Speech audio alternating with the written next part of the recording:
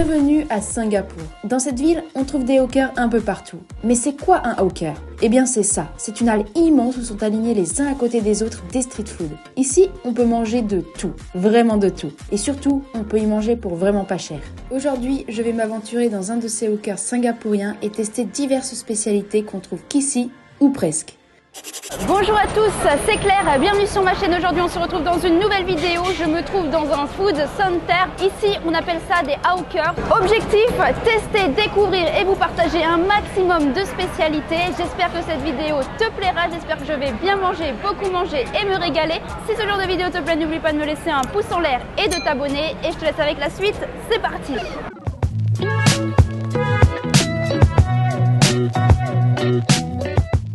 Si tu vas un jour à Singapour, tu ne peux pas passer à côté de la spécialité que je vais maintenant tester. C'est vraiment le plat le plus populaire ici. Je n'en dis pas plus, on va le découvrir ensemble.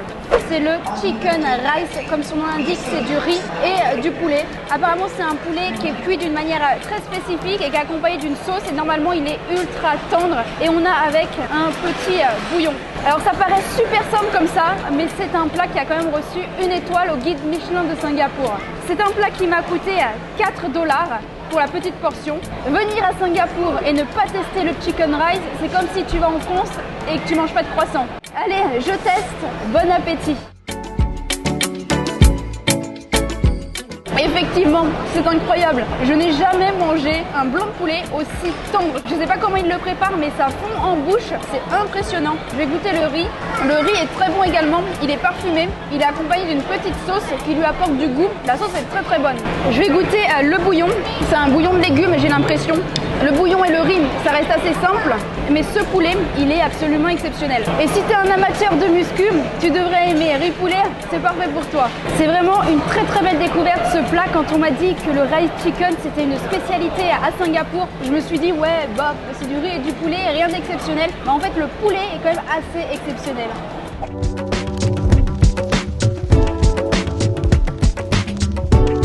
Je vais maintenant tester une autre spécialité qui s'appelle curry puff. C'est une sorte de feuilleté farci. On va découvrir ça ensemble. Allez, je commande.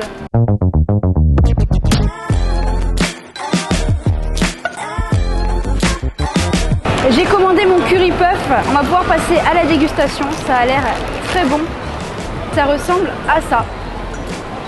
Donc comme je l'imaginais, en fait c'est un feuilleté, une sorte de feuilleté qui est fourré. Je goûte et je vous en dis plus. Bon appétit.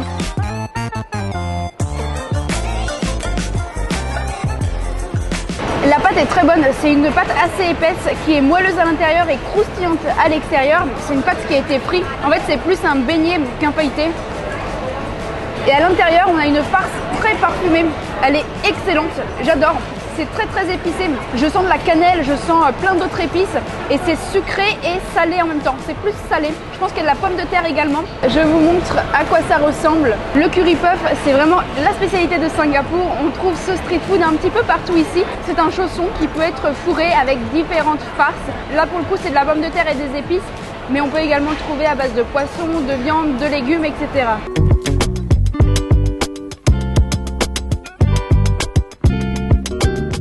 Spécialité que je dois absolument tester à Singapour, c'est le Fuzu Oyster Egg. C'est tout simplement un gâteau d'huître. Ouais, je te jure, ça paraît bizarre vu comme ça. Et moi, ça m'intrigue beaucoup. C'est vraiment un truc typique d'ici. Et donc je vais le tester dans la boutique qui est juste derrière. Allez, on y va. Je vais donc tester le fameux Fuzu Oyster Egg. Ça ressemble à ça.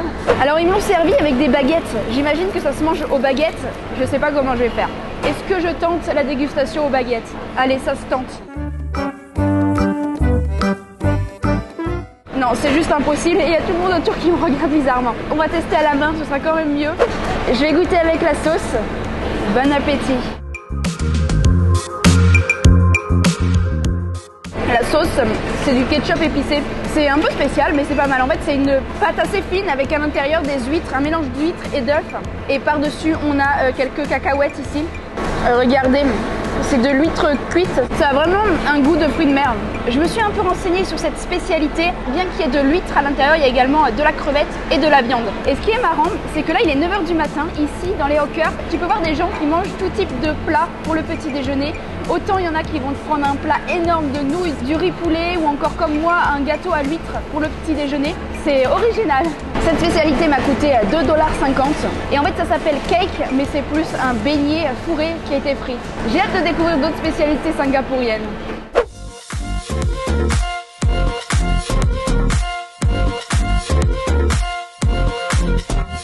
La spécialité que je vais maintenant tester s'appelle Popia, c'est le rouleau de printemps singapourien, c'est vraiment une spécialité à ne pas louper ici. Et il y a une boutique juste à côté qui en propose, c'est 3 $ les deux. Ça ressemble à ça ressemble un petit peu à un wrap ou à un rouleau de printemps. Popia en fait c'est un rouleau de printemps qui est commun à Taïwan, Singapour, la Malaisie et la Thaïlande. Donc c'est vraiment typiquement d'ici le Popia. Oups. Allez je goûte, bon appétit. C'est super bon, ça a un goût incroyable. Par contre, c'est pas facile à manger avec les baguettes. Le food center, je trouve que ça ressemble aussi un petit peu à une cantine. Tu prends ton plat, ton plateau si besoin, tu prends tes couverts, alors les couverts ici c'est des baguettes, et tu t'assois à une table pour manger. À l'intérieur, il y a de la salade, il y a des pousses de soja, il y a de l'œuf, il y a des cacahuètes croquantes, il y a également du chou cuit et une sauce soja sucrée. Petite anecdote, je me suis assise sur une table libre, il n'y en a pas beaucoup, et quand je suis arrivée à cette table, il y avait des objets sur la table, il y avait un paquet de mouchoirs, il y avait une sorte de portefeuille, j'ai cru que c'était des objets oubliés. En fait, les gens posent des objets pour réserver les places tellement c'est bondé. C'est vraiment le meilleur truc que j'ai goûté pour le moment aujourd'hui. Trop bon, je valide complètement.